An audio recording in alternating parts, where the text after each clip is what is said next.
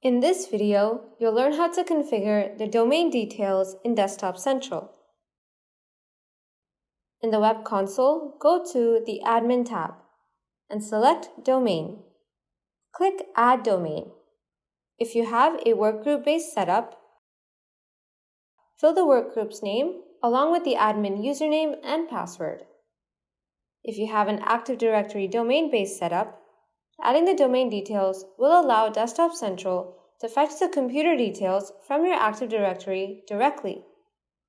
So enter the domain name, domain username, password, AD domain name, and the domain controller's name.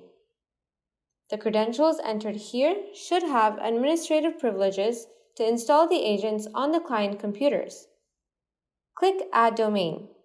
You have successfully configured the domain details in Desktop Central. That's all for now. To receive alerts on future videos, subscribe to our channel.